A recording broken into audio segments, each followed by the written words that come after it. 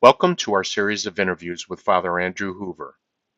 The teenagers of St. Peter Parish will be interviewing Father Andrew every month, asking him questions that have been on their minds. Stay tuned each month for 2 new videos. Here is the next of many interviews to come. Hey, Father. Hey, Freddie. I have another question for you. Sure.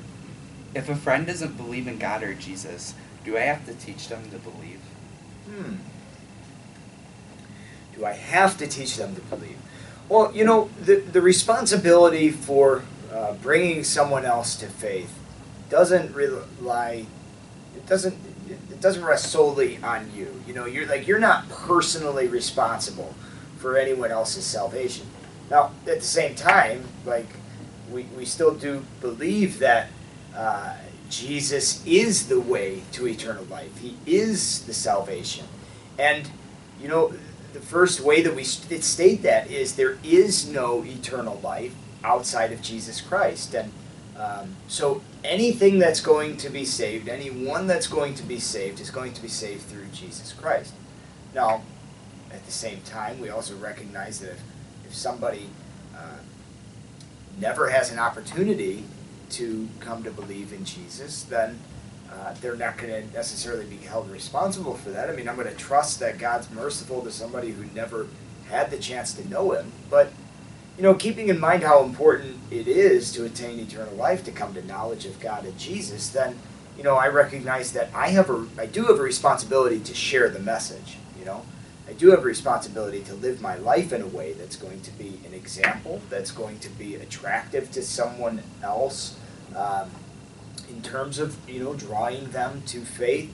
And so, do I have to?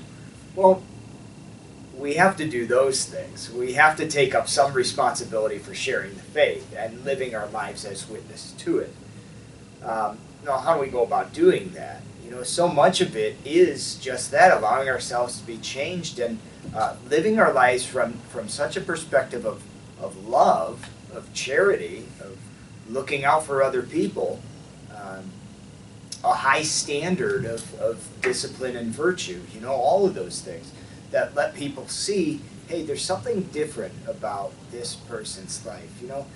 Yeah, Freddie might not be the most exciting, partying wild kind of type of guy, but there's something, he's got a freedom, there's something different about him. I'm curious, what's that all about, and to look for opportunities maybe, to talk about it, but especially if the opportunity presents itself, when somebody asks, hey, why not, why aren't you coming to this party, why won't you do this or that or whatever else.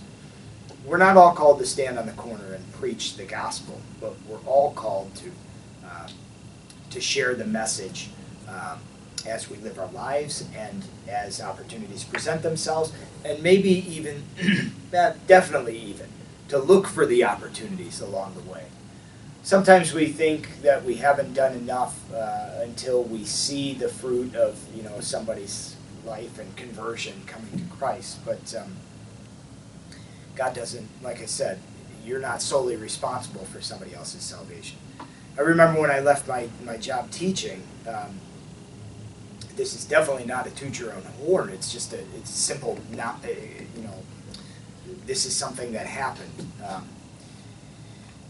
was telling people that I was going to the seminary, and I remember the varsity basketball coach who I coached for a year, and he was the gym teacher. We saw him, I saw him all the time, and afterwards, after he found out that I was going to the seminary, he just made a comment. He said, it kind of makes sense. Like, I always knew there was just something different, He didn't really know what it was necessarily, but there was something that set me apart from the way, most other people were living their lives. And so that was a witness to him.